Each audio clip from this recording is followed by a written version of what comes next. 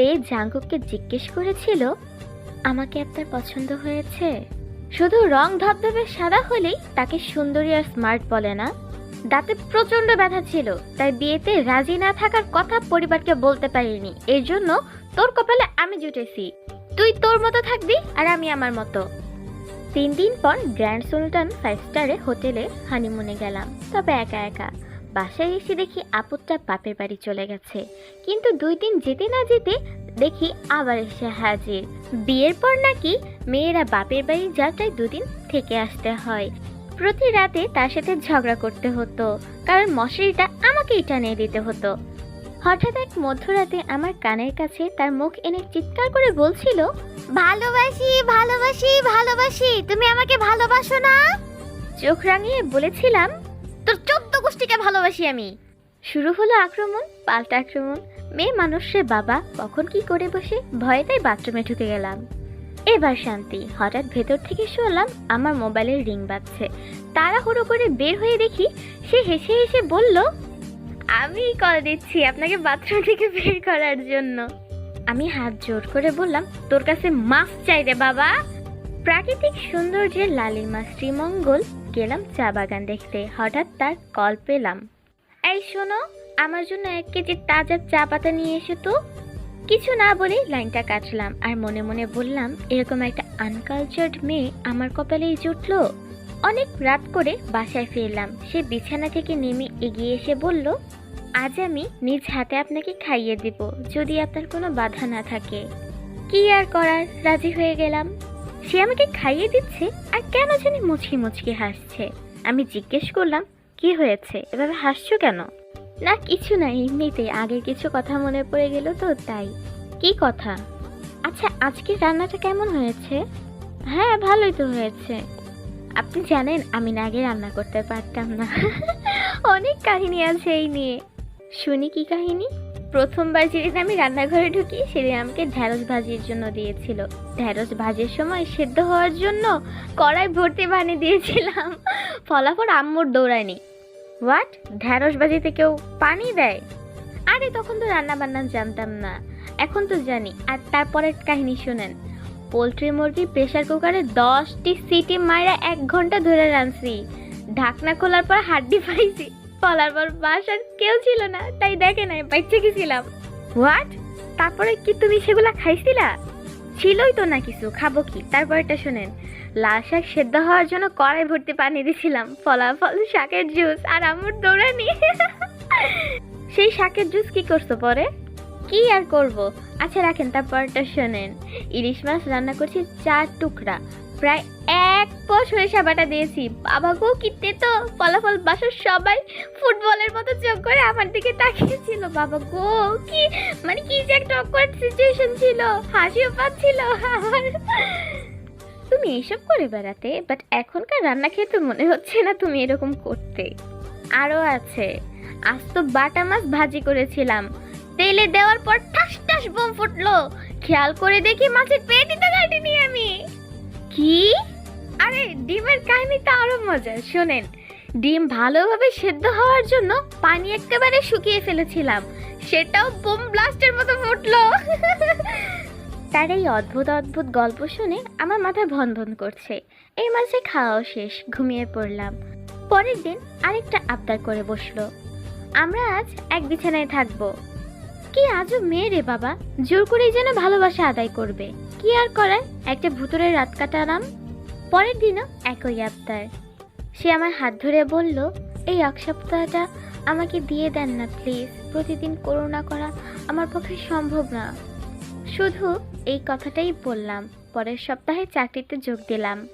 একা একা আছি, ভালোই আছি। তবে বউ তো আমারই, ভালোবেসে নিয়েছিলাম। ভালোবেসে খুব কাছে টেনে নিয়েছিলাম, একটা স্বামী স্ত্রীর সম্পর্ক যেমন থাকে ঠিক তেমন। কয়েক মাস পর আমাকে ফোন করে বলে, ডাক্তার বলেছে সুখবর আছে। বলেই লাইনটা কেটে দিল। এইটুকু বলতেও সে এত লজ্জা পাচ্ছে। কি আনস্মার্ট কেউ মেয়ে, ছি। চলে এলাম 1 সপ্তাহের ছুটি নিয়ে। নিবিড় পরিচর্যায় রাখলাম। যতই বলি না কেন, পেটের সন্তানটা তো আমার নিজেরই। একটুও ভারী কাজ করতে দিলাম না, সময় মতো নিজ হাতে খাইয়ে দিতাম। সব সময় সময় মতো ঘুম পাড়িয়ে দিতাম। শেষ রাতে হঠাৎ জেগে দেখি সে আমায় জড়িয়ে ধরে ঘুমাচ্ছে। দেখেও না দেখার ভান করেছিলাম, কিছুই বলিনি। ওই দিন মনে হয় কিছুটা তার প্রেমে পড়ে গিয়েছিলাম। এরকমই হঠাৎ একদিন ভোরবেলায় চোখ খুলে দেখি সে আমার বুকে, কিন্তু আজ সে ঘুমায়নি, ড্যাব ড্যাব করে আমার দিকে তাকিয়ে আছে। আমি জিজ্ঞেস করলাম, কি হয়েছে, এভাবে তাকিয়ে আছো কেন? আপনি কি জানেন প্রেম আর ভালোবাসার মধ্যে পার্থক্য কোথায়? না তো, তুমি জানো? একটা মেয়ের শরীরের গন্ধ আপনার ভালো লাগে, এটা হচ্ছে প্রেম। আরেকটা মেয়ে আছে যাকে আপনি অনুভব করেন, তাকে ভালো লাগার জন্য তার উপস্থিতি কিংবা শরীরের গন্ধ লাগে না, এটাই হচ্ছে ভালোবাসা। আপনার বন্ধু মহলে কোনো একটা মেয়ে আছে যার সাথে আপনি গা ঘেঁষে বসার জন্য অস্থির থাকেন। এই মেয়েটি হচ্ছে আপনার কামনার বস্তু। একইভাবে আপনার মস্তিষ্কের অন্দরমহলে একটা মেয়ে আছে যার সাথে আপনি গা ঘেঁষে বসার জন্য অস্থির না, কিন্তু তার অনুপস্থিতির জন্য আপনি খুবই অস্থির। তার সাথে কথা বলার জন্য আপনি অস্থির। এই মেয়েটা হচ্ছে আপনার ভালোবাসার মানুষ। কোনো মেয়ে আপনার সাথে ইগো দেখালে আপনিও তার সাথে সমানতালে ইগো দেখান, কিন্তু আপনার জীবনে এমন একজন মানুষ আছে যার শত অবহেলায়ও আপনি তার সাথে ইগো দেখাতে পারবেন না।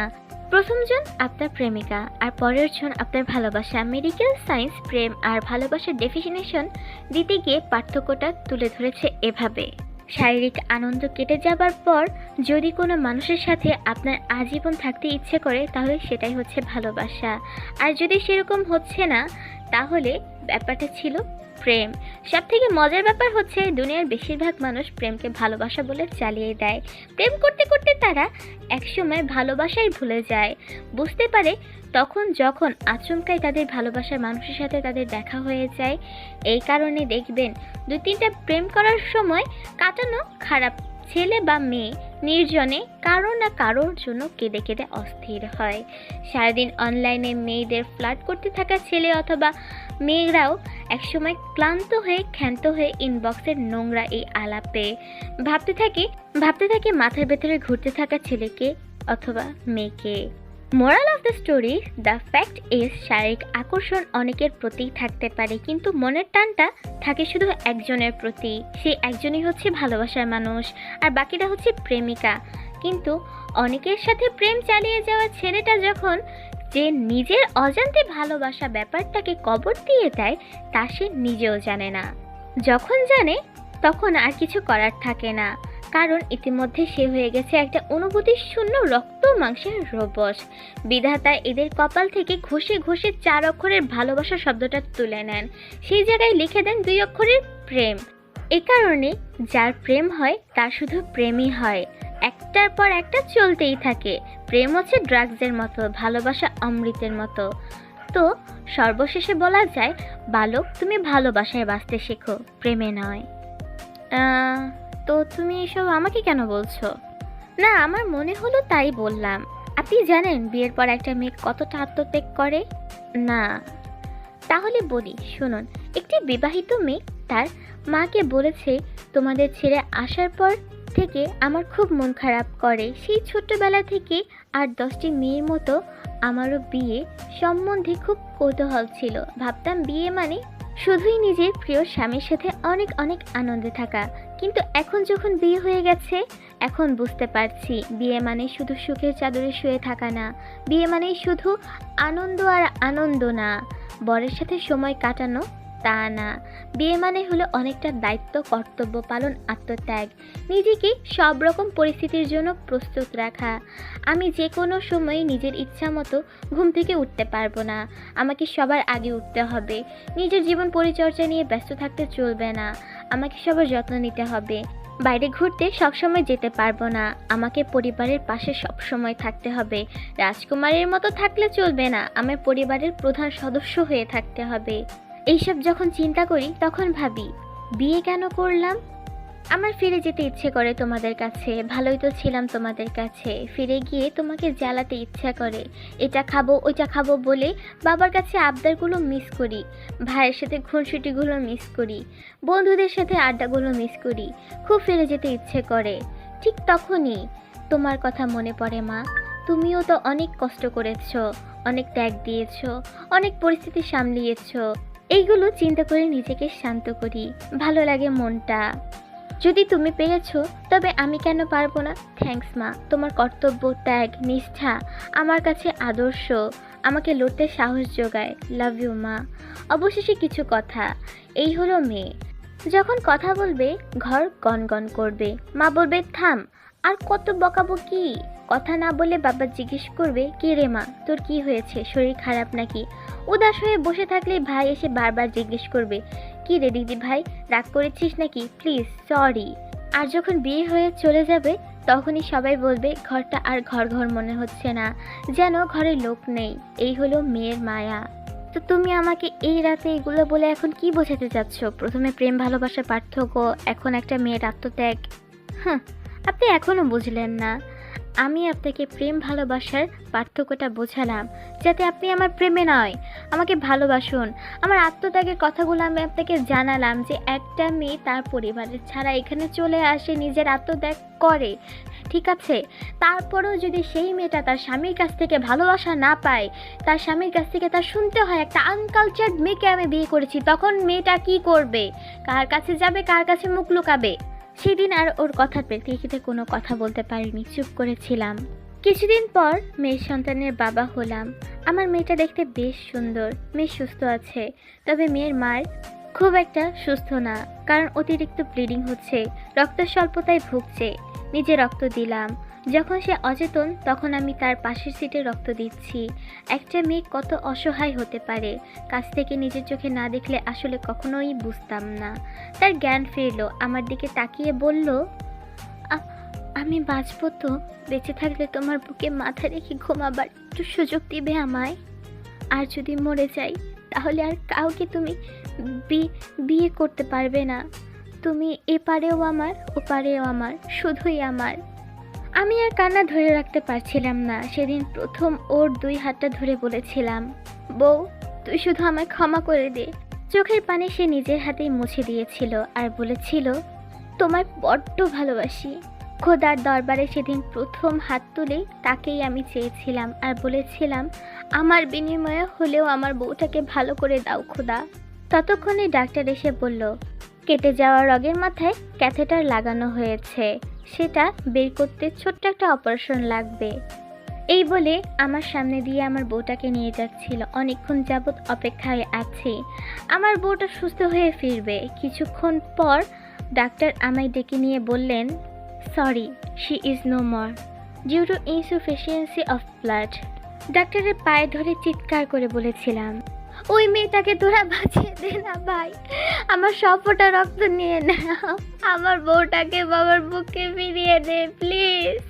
ওরা আর শুনলই না। সব ডাক্তাররা আমার ছোট মেয়েটার দিকে তাকিয়ে আর আমার মৃত বউটার দিকে তাকিয়ে চোখ মুছছিল। সাদা কাপড় দিয়ে ঢেকে আমার বউটাকে আমার সামনে দিয়ে নিয়ে গেল।